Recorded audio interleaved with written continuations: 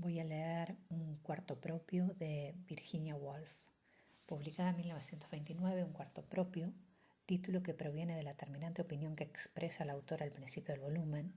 Para escribir novelas, una mujer debe tener dinero y un cuarto propio. Trata básicamente de la relación entre la condición femenina y la literatura desde el punto de vista de una de las mejores y más singulares escritoras del siglo XX, Virginia Woolf, 1882-1941, que volcó en cada una de sus páginas su inconfundible sensibilidad, el acervo de sus vivencias y su particular subjetividad. Obra en la que, según Jorge Luis Borges, autor de la traducción, alternan ensueño y realidad y encuentran su equilibrio. Un cuarto propio es una lectura inolvidable para todo aquel que sea hombre o mujer interesado por los siempre sutiles vínculos entre la vida y la creación artística. Un cuarto propio, capítulo 1. Pero, dirán ustedes, nosotros le pedimos que hablara sobre las mujeres y la novela. ¿Qué tendrá eso que ver con un cuarto propio? Intentaré explicarlo. Cuando me pidieron que hablase sobre las mujeres y la novela, me senté en la orilla de un río y me puse a pensar lo que esas palabras querrían decir. Podían significar simplemente unas observaciones sobre Fanny Burney, otras sobre Jane Austen, un tributo a Bronte y un esbozo de la casa parroquial de Hartford bajo la nieve, algunas eventuales ironías sobre Miss Mitford, una respetuosa alusión a George Eliot, una referencia a Miss Gaskell y asunto concluido. Pero repensándola bien, la empresa no me pareció tan sencilla. El tema las mujeres y la novela puede querer decir, y ustedes pueden querer que quiera decir, las mujeres y lo que parecen, o si no, las mujeres y las novelas que escriben, o tal vez las mujeres y las novelas que se escriben sobre ellas, o esas tres cosas inextricablemente mezcladas, y esto último puede ser lo que ustedes quieran que estudien. Pero al disponerme a adoptar esa interpretación, que me parecía la más interesante de todas, pronto advertí que tenía una desventaja fatal. Nunca podría llegar a una conclusión. Nunca podría cumplir lo que es, entiendo, el primer deber de un conferenciante. Ofrecerles después de una hora de charla una pepita de verdad pura que ustedes envolverían en las hojas de sus libretas y guardarían eternamente sobre el mármol de la chimenea. Solo puedo ofrecerles una opinión sobre un tema menor. Para escribir novelas, una mujer debe tener dinero y un cuarto propio. Y eso, como ustedes verán, deja sin resolver el magno problema de la verdadera naturaleza de la mujer y la verdadera naturaleza de la novela. He eludido el deber de arribar a una conclusión. Las mujeres y la novela son dos problemas que no he resuelto, pero en compensación trataré de mostrarles cómo he llegado a esa opinión sobre el dinero y el cuarto propio. Voy a desarrollar ante ustedes, con toda la plenitud y franqueza posibles, el proceso mental que me condujo a ella. Si expongo las ideas o los prejuicios que respaldan esa tesis, ustedes acabarán por reconocer que ellas tienen alguna relación con las mujeres y la novela. Sea lo que fuere, cuando un tema es muy discutible, y cualquier tema donde interviene el sexo lo es, nadie puede esperar decir la verdad. Solo es posible referir de qué modo uno ha llegado a una opinión. Solo es posible dar al auditorio la oportunidad de formarse opiniones individuales, al observar las limitaciones, los prejuicios, las idiosincrasias del conferenciante. En este caso, los hechos son menos verdaderos que la ficción. Por eso, aprovechando todas las libertades y licencias del novelista, les contaré la historia de los 2 días que precedieron a mi llegada. Cómo, agobiada por el peso del tema que ustedes han cargado sobre mis hombros, lo repensé y lo entreveré con mi vida diaria. No es preciso decir que lo que voy a describir no tiene existencia. Oxbridge es una invención, Fairmont también. Yo no es más que un símbolo cómodo para alguien que no existe realmente. De mis labios fluirán mentiras, pero tal vez se mezclará con ellas alguna verdad. A ustedes les toca buscar esta verdad y resolver si vale la pena guardarla. Si no, claro, que arrojarán el conjunto al canasto de los papeles y lo olvidarán para siempre. Ahí estaba yo. Díganme Mary Benton, Mary Seton, Mary Charmichael o el nombre que se les antoje, todo es igual. Sentada a la orilla de un río hace un par de semanas en el hermoso tiempo de octubre, absorta en mi pesar. Ese yugo de que les hablé, las mujeres y la novela, la obligación de resolver de alguna manera un problema que despierta tantas pasiones y prejuicios, doblaba mi cabeza hacia el suelo. A derecha e izquierda, unas malezas coloradas y de oro, brillaban con un tinte de fuego y hasta parecían arder con un calor igual. En la ribera opuesta lloraban los sauces en perpetua lamentación, la cabellera desatada sobre los hombros. El río reflejaba lo que quería del cielo y puente y árboles ardiendo, y cuando el estudiante había deslizado su bote por los reflejos, éstos se juntaban de nuevo, absolutamente, como si él no hubiera existido nunca. Ahí, mientras las horas giraban en el reloj, uno podía ensimismarse en su pensamiento. El pensamiento, para darle un nombre más orgulloso del que merecía, había hundido su línea en la corriente. Oscilaba, minuto tras minuto, de un punto a otro entre los reflejos y los yuyos, dejándose levantar y hundir por el agua hasta, ustedes ya conocen el tironcito, la brusca aglomeración de una idea en la punta del aperejo y después la subida cautelosa y la cuidadosa tracción. Ay de mí, qué insignificante y pequeño parecía ese pensamiento mío en el césped. El pez de un buen pescador restituye al agua para que engorde y algún día valga la pena cocinarlo y comerlo. No quiero molestarlos ahora con ese pensamiento. Si se fijan bien, ya lo descubrirán en lo que diré. Pero por pequeño que fuera, tenía sin embargo esa propiedad misteriosa. Restituido a la mente, se transformó de golpe en algo muy interesante y preciso. Y al hundirse y dardear y zigzaguear y chisporrotear, promovió tal remolino de ideas que me fue imposible estar quieta. Fue así que me encontré caminando con suma rapidez por un cantero de césped. Inmediatamente la figura de un hombre se me cruzó. Al principio no comprendí que esas agitaciones de un objeto rarísimo, con un frac y camisa de etiqueta, se dirigían a mí. Su cara manifestaba indignación y horror. El instinto más bien que la razón vino en mi ayuda. Él era un bedel, yo una mujer. Este era el césped, aquel el camino. Solo el profesorado y el magisterio pueden andar por aquí. El pedregullo es mi lugar. Esos pensamientos fueron la obra de un instante. En cuanto regresé al camino, los brazos del bedel descendieron.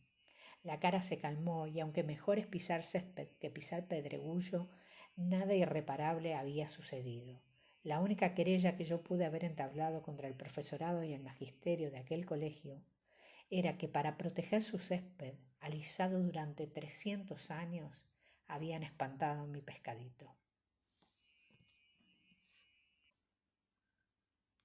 No puedo recordar cuál fue la idea que me impulsó a esa violación. El espíritu de la paz descendió del cielo como una nube, porque si el espíritu de la paz habita en algún lado, es en los patios y en los atrios de Oxbridge, una mañana hermosa de octubre. Caminando por esos colegios a través de esas viejas aulas, toda la aspereza del presente parecía alisada. El cuerpo estaba como guardado en una milagrosa vitrina impenetrable a cualquier sonido, y la mente, libre de todo contacto con los hechos. Salvo que uno volviera a pisar el césped, podía serenamente emprender la meditación que concedía con el momento. Quiso el azar que el recuerdo perdido de un antiguo ensayo sobre una visita a Oxbridge en las vacaciones me hiciera pensar en Charles Lamb, en St. Charles, como dijo Thackeray, poniendo sobre su cabeza una carta de Lamb. La verdad es que todos los muertos, les doy mis pensamientos como fueron llegando. Lamb es el más simpático, es aquel a quien yo hubiera querido decir, cuénteme cómo escribió sus ensayos. Sus ensayos aventajaban aún a los de Max Birnbaum. Pensé con toda su perfección, por ese inexplicable destello de imaginación, por esa grieta genial o relámpago que los raja por la mitad y los deja imperfectos y mutilados, pero constelados de poesía. Hará 100 años que Charles Lamb vino a Oxbridge. Lo cierto es que compuso un ensayo, el nombre se me escapa, sobre un manuscrito de Milton que leyó aquí. Era tal vez el Lycidas, y Lamb se escandalizó de cualquier palabra del Lycidas, pudo no haber sido la misma que ahora es. Le parecía un sacrilegio que Milton se atreviera a modificar las palabras de aquel poema. Esto me llevó a recordar lo que pude de Licidas y a distraerme en adivinar qué palabra corrigió Milton y por qué causas. Entonces recordé que el manuscrito, revisado por Lamb, distaba apenas unos centenares de yardas, de modo que uno podía repetir a través del patio los pasos de Lamb hasta la biblioteca famosa donde está guardado el tesoro. Además recordé, al poner ese plan en ejecución, que en esa biblioteca famosa también se guarda el Esmond, manuscrito de Thackeray. Los críticos repiten que Esmond es la novela más perfecta de Thackeray. Pero si no me engaño, el estilo afectado con su remedo del siglo XVIII resulta incómodo, salvo por la manera dieciochesca fuera natural en Thackeray, hecho que se podría verificar mirando el manuscrito y comprobando si los cambios son de contenido o de estilo. Pero antes habría que determinar cuál es el contenido, cuál es el estilo, problema que... Pero ahí estaba yo, en la puerta misma de la biblioteca. Debo haberla abierto porque inmediatamente surgió como un ángel guardián, vedando el camino, con una agitación de ropaje negro en lugar de alas blancas, un caballero suplicante, plateado y bondadoso, que deploró en voz baja al despedirme que la entrada a la biblioteca solo fuera permitida a señoras acompañadas por un profesor del colegio o provistas de una carta de presentación. Que una mujer haya maldecido una biblioteca famosa es asunto del todo indiferente a la biblioteca famosa. Tranquila y venerable, con sus muchos tesoros guardados en su seno con triple llave, duerme con majestad y puede, por mi parte, seguir durmiendo así para siempre. Nunca despertaré esos ecos, nunca volveré a postular esa hospitalidad, juré indignada al bajar los escalones. Faltaba una hora para el almuerzo. ¿Qué iba yo a hacer? Vagar por el parque, sentarme en la ribera. Indiscutiblemente era una hermosa mañana de otoño. Las hojas coloradas caían sin el mejor apuro a la tierra. Me daba lo mismo hacer una cosa o la otra, pero a mis oídos llegó una música. Algún servicio religioso o función estaba celebrándose. Cuando pasé junto a la puerta de la capilla, el órgano se quejaba magníficamente. En ese aire sereno la pena del cristianismo era más el recuerdo de una pena que una pena presente, y hasta el rezongo de aquel órgano antiguo estaba saturado de paz. Yo no tenía ganas de entrar ni tal vez el derecho, y esta vez el sacristán podía detenerme, pidiéndome quizás la fe de bautismo o una presentación firmada por el deán. Pero el exterior de esos espléndidos edificios suele no ser menos hermoso que el interior. Además, era bastante divertido espiar a la multitud de los fieles entrando y saliendo, atareados en la capilla como abejas en la boca de la colmena.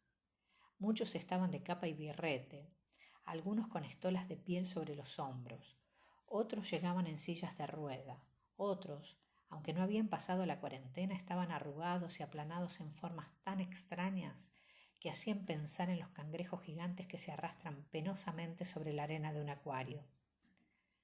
Al recostarme sobre el muro de la universidad me parecía un santuario donde se conservaban especies raras que se extinguirían muy pronto si tuvieran que luchar por su vida en el asfalto de Strand. Cuentos viejos de viejos decanos y viejos deanes volvieron a mi mente, pero antes que yo juntara coraje para silbar, se susurraba que al oír un silbido, el viejo profesor X salía inmediatamente al galope. La venerable congregación había entrado. Me quedaba el exterior de la capilla. Como es sabido, sus elevadas cúpulas y pináculos se pueden ver iluminadas de noche y visibles por leguas a la redonda desde las sierras, como un velero que siempre viaja y no llega nunca. Antaño, verosímilmente, este patio, con sus canteros lisos de césped, sus edificios sólidos y la misma capilla no eran más que un pantano, donde se agitaban los pastos y hocicaban los cerdos.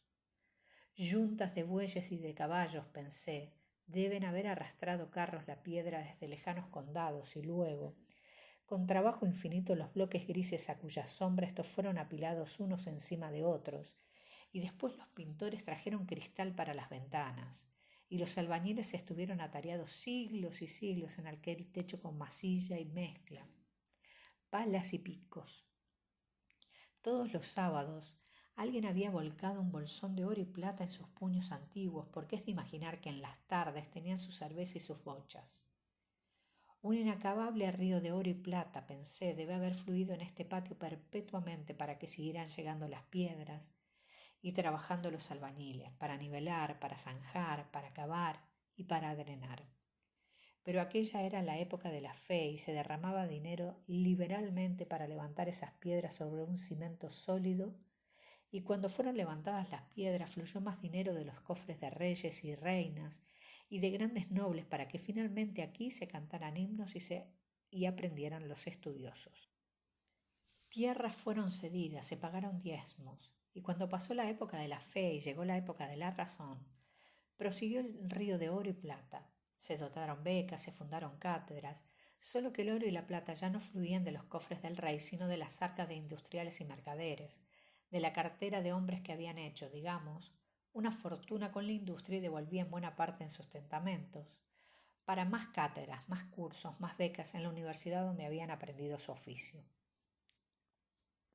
De ahí los laboratorios y bibliotecas, los observatorios, la espléndida instalación de instrumentos costosos y delicados que ahora están en vitrinas, donde hace siglos se agitaban los pastos y hocicaban los sardos. Ciertamente, al recorrer el patio, el cimiento de oro y de plata me parecía muy profundo. El pavimento ahogaba con solidez el pasto silvestre. Hombres con bandejas en la cabeza se atareaban de escalera en escalera. En las macetas de los balcones florecían charros capullos. De las habitaciones internas salían acordes del fonógrafo. Era imposible no pensar. El pensamiento, fuera el que fuera, se cortó. Sonó el reloj. Era la hora de buscar el almuerzo. Es un hecho curioso que a los novelistas les gusta hacernos creer que los almuerzos son invariablemente memorables por algo graciosísimo que se dijo o algo muy prudente que se hizo. Pero es raro que concedan una palabra a lo que se comió. Forma parte de la convención novelística no hablar de sopa, ni de salmón, ni de patos, como si la sopa y el salmón y los patos carecieran de importancia, como si nadie se hubiera fumado un cigarrillo o bebido un vaso de vino. Ahora, sin embargo, me tomaré la libertad de desafiar esa convención y de contarles que unos lenguados se inauguraron ese almuerzo, unos lenguados sumergidos en una fuente honda, sobre los cuales el cocinero del colegio había extendido una capa de blanquísima crema, aunque la jaspeaban borrones pardos como las manchas en el pelo de una cierva. Después llegaron las perdices, pero si esto sugiere una yunta de pájaros pelados y pardos en una fuente, muchos se equivocan. Las perdices, varias y múltiples, llegaron con su debida escolta de salsas y ensaladas, las picantes y las dulces, todas en orden. Sus papas, finas como fichas, pero no tan duras, sus repollitos brotados como botones de rosa, pero más suculentos. Y no bien hubimos cumplido con el asado y su escolta, el silencioso servidor, quizás el mismo Bedel en una encarnación más tranquila, erigió, festoneado de servilletas, un postre que nació todo de azúcar de las olas. Llamarlo budín y vincularlo con arroz y tapioca sería un insulto. Mientras tanto, las copas de vino se habían sonrojado y dorado, vaciado y colmado, y de ese modo encendió gradualmente mitad de la médula que es el asiento del alma, no esa dura lucecita eléctrica que llamamos brillo y que entra y sale de los labios, sino aquel otro más profundo, sutil y subterráneo resplandor que es la rica llama amarilla del trato racional. ¿A qué apurarse? ¿A qué chispear? ¿A qué ser otro y no uno mismo? Todos vamos juntos al cielo y nos acompaña Bandic. En otras palabras, qué buena parecía la vida, qué gratas sus recompensas, qué trivial esa queja o aquel rencor, cuán admirable es la amistad y la sociedad de los semejantes, mientras al encender un buen cigarrillo uno se hundía entre los almohadones del asiento de la ventana. Si la casualidad me hubiera deparado un cenicero, si a falta de cenicero no hubiera tirado la ceniza por la ventana, si las cosas hubieran sido algo distintas de lo que fuera, yo verosiblemente no hubiera visto un gato sin cola. La vista de ese abrupto y mutilado animal atravesando cautelosamente el patio alteró el tono emocional para mí por algún azar subconsciente. Fue como si alguien hubiera corrido una cortina. Tal vez el excelente vino del Rin estaba aflojando. Lo cierto es que al mirar al gato rabón detenerse en mitad del césped como si él también interrogara al universo, algo faltaba, algo me pareció distinto. Pero, ¿qué faltaba? ¿Qué era distinto?, me pregunté, oyendo la conversación. Y para responder a esa pregunta tuve que imaginarme fuera del cuarto, restituida al pasado, antes de la guerra, y tuve que proponer a mis ojos el simulacro de otro almuerzo servido en unas habitaciones no muy lejanas de esto, pero distinto. Todo era distinto. Mientras tanto, seguía la conversación entre los comensales, que eran muchos y jóvenes, uno de un sexo, otros de otro. Seguía con entusiasmo, seguía desembarazada y feliz. Yo la destaqué sobre el fondo de aquella otra conversación, y al comparar las dos no tuve duda de que ésta era la descendiente, la heredera legítima de la otra.